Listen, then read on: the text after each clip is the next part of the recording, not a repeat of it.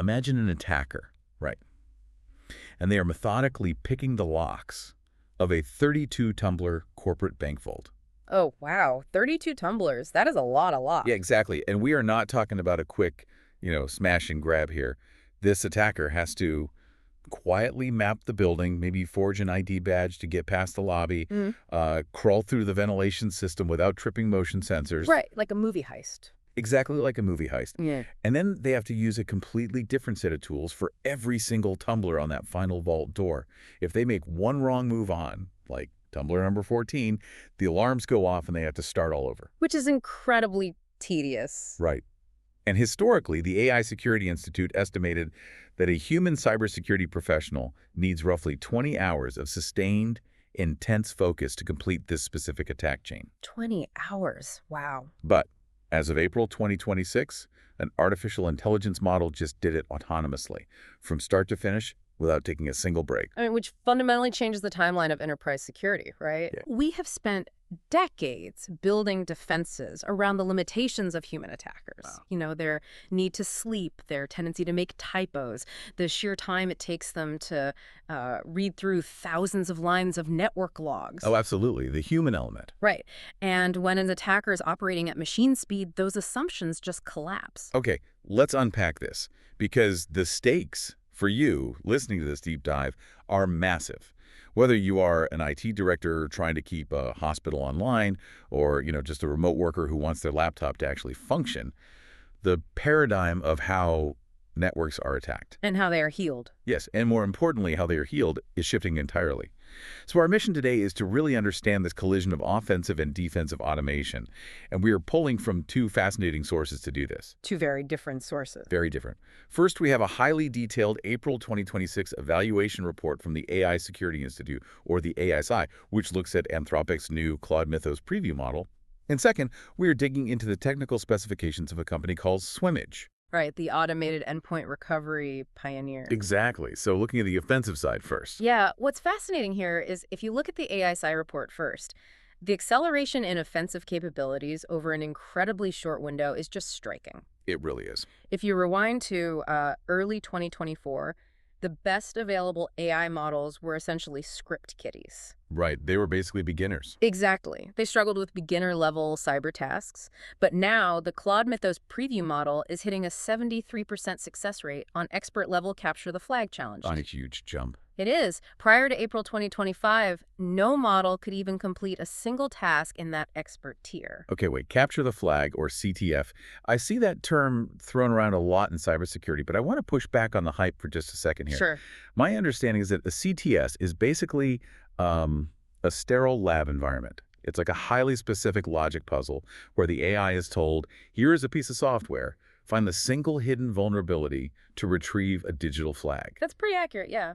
So that doesn't really sound like a real-world network breach, does it? Well, you're right. It is a highly isolated test, which is why that 73% success rate, while impressive, only tells a fraction of the story. I mean, real-world cyber attacks don't happen in a vacuum. Right. A live enterprise environment is a chaotic ecosystem. You know, you have different operating systems, legacy hardware, active user processes running everywhere. It's messy. Super messy. An attacker doesn't just pick one lock. They have to establish a foothold, hide their tracks, escalate their privileges. Meaning they trick the system into giving them administrative rights. Exactly. And then they move laterally from, say, an employee's laptop over to a critical database. Which brings us back to that 32-tumbler vault analogy from the intro. Yes, perfect analogy. The AISI realized that passing isolated CTF puzzles wasn't enough to judge the true threat of autonomous AI, right? Right. They needed to evaluate sustained multi-stage operations. So they built a simulation called The Last Ones, or TLO. Right, the TLO simulation. And this is a 32-step corporate network attack simulation spanning from the initial reconnaissance phase all the way to complete domain takeover. And I mean, the TLO simulation requires an immense amount of working memory. For a human to hold all the variables of 32 distinct stages in their head, it requires deep contextual awareness. It's a lot to juggle. It is. You have to remember a piece of data you found in step 3 because suddenly it becomes the decryption key you need in step 28. And the AISI report shows that Claude Mythos Preview became the first AI model to solve that 32-step simulation from start to finish. The very first. In their controlled evaluations, where the model was explicitly directed and given network access, it succeeded in fully taking over the network in 3 out of 10 attempts. Which is terrifying. Yeah. And across all attempts, it averaged completing 22 out of the 32 steps. To show how fast this field is moving, the previous best model, Claude Opus 4.6, only averaged 16 steps. So we are watching AI autonomously execute complex, multi-stage attacks that take human professionals days of meticulous work. And the mechanism behind that leap in performance is crucial to understand. The report notes that they ran these cyber ranges with up to a 100 million token compute budget. Okay, let's break that down for the listener, because token budget sounds like arcade money to a lot of people. Yeah, fair enough. What does a 100 million token budget actually mean when an AI is attacking a network? Think of a token as a fragment of a word or a line of code. The token budget essentially dictates the size of the AI's working memory or context window for a given task. So it's how much it can keep in its head at once. Exactly. A 100 million token budget means the AI can ingest the equivalent of dozens of thick technical manuals, the entire Active Directory logs of the target company, and thousands of lines of source code. Oh, wow. All at the same time. All at the same time, and hold all of that information in its mind simultaneously. It can read the entire architecture of your network, cross-reference it with known vulnerabilities, and dynamically map out a bespoke attack path. That is wild. And if a step fails, it has the memory to backtrack, reference an error log from 20 steps ago, and try a new approach. The AI expects that as they increase that compute budget, the performance of models like Mythos Preview will simply keep scaling up. But wait, reading through the source material, I noticed a massive caveat that seems to, deflate some of this panic. Oh, the defensive gap. Yeah. The AISI was very transparent that this TLO simulation lacks something pretty critical for a real-world test. There are no active defenders. Right. The simulated ranges evaluate offensive capability in a complete vacuum of defense. So it's just empty room. Basically, there are no endpoint detection systems suddenly throwing up roadblocks. There is no human security operations center watching network traffic anomalies. So in the TLO simulation, the AI could be as loud and clumsy as it wanted. Like if it tried a password 1,000 times in a row, there was no penalty. Whereas in a real enterprise, an account lockout policy would instantly freeze it out. Exactly. That changes the dynamic completely. Navigating a maze is hard enough, but navigating a maze while the walls are actively trying to crush you requires a totally different level of sophistication. Definitely. Furthermore, the AII report highlighted a fascinating failure. Mythos Preview failed to complete another cyber range called Cooling Tower. Now, Cooling Tower sounds ominous, like attacking a power plant. It does, and that range is focused on operational technology, or OT. For the listener, it really helps to separate IT from OT here. Okay, let's break that down. IT, or information technology, manages data. Servers, laptops, email. Operational technology manages physical things. Like factory machines. Right, the programmable logic controllers that open valves in a water treatment facility, the robotic arms on an assembly line, or the literal cooling towers of a power plant. So why did the AI fail there? Is OT just inherently more secure? Not necessarily more secure, but highly proprietary and often very, very old. I see. AI models are trained on massive scrapes of the internet, which means they ingest an enormous amount of standard IT documentation, Python code, and Windows configurations from places like GitHub. Right, all the public stuff. But the specialized proprietary logic used to run a 20-year-old Siemens industrial controller isn't sitting on a public forum. The AI lacks the training data. That makes sense. What's most revealing in the report, however, is that Mythos Preview didn't actually fail on the complex physical hardware part. Wait, really? Where did it fail? It got stuck on the basic IT networking sections that lead into the OT environment. It likely hallucinated commands or assumed standard IT protocols would work where they didn't. So it's brilliant at navigating standard software environments. But the moment it encounters a weird, bespoke configuration, its lack of genuine human intuition trips it up. Exactly. The AISI explicitly states that because of these missing real-world defenses and its struggles with non-standard environments, we don't yet know how these models fare against well-defended, hardened enterprise systems. Sure. It proved it can autonomously dissect a weakly defended system if given enough compute. But a hardened network is a very different beast. Which begs the ultimate question. This raises an important question, right? The AISI recommends organizations double down on cybersecurity basics. Things like applying security updates and implementing robust access The controls. fundamental. Yeah, the fundamentals. But what happens when those basics inevitably fail? If an autonomous AI attacker, armed with a 100 million token budget and the ability to operate 24/7, finds a novel, zero-day vulnerability, bypasses the active defenders, and deploys a catastrophic ransomware payload, Right. how does a company actually survive that? That is the multi-trillion-dollar question, because the speed of the breach has eclipsed the speed of traditional human recovery. Let's put ourselves in the shoes of an IT director for a second. It is Friday night. The worst has happened. The screens have gone black, the ransom note is up, the data is encrypted, and the entire corporate network is bricked. A total nightmare. Traditionally, what does recovery look like in that scenario? Nightmare logistics. You are looking at weeks of manual labor. Weeks. Weeks. You have to physically locate thousands of laptops, potentially ship them back to a central help desk, manually wipe every hard drive, reinstall the operating system via a USB stick, reconfigure the security software, and then try to salvage whatever user data wasn't encrypted. That sounds impossibly slow. It is. The downtime alone costs millions of dollars, which is exactly why ransomware works. The attackers know it is often cheaper for a company to just pay the extortion fee than to endure a month of operational paralysis. Well, here's where it gets really interesting. This is where our second source, Swimage, completely rewrites the script. Yes, the defense side. Exactly. If the Anthropic model represents the extreme automation of the breach, Swimage represents the extreme automation of the recovery. Swimage is an end-to-end automated solution capable of rebuilding, repairing, and securing an endpoint in under 30 minutes. And the technical specifications state that for specifically crashed, bricked, or infected PCs, the recovery time is under 15 minutes. Under 15 minutes.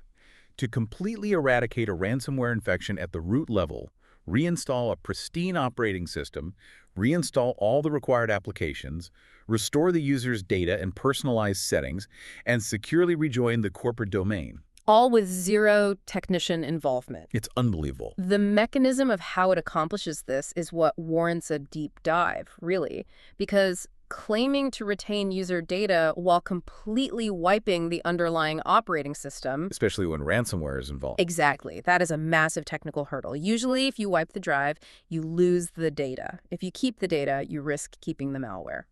So let's talk about the offline capability, because this is the feature that blows my mind. My initial thought when reading about rapid recovery was, why not just use a cloud backup? Sure, that's the common assumption. Right. If a laptop gets bricked, just wipe it and download a fresh image from the cloud, right?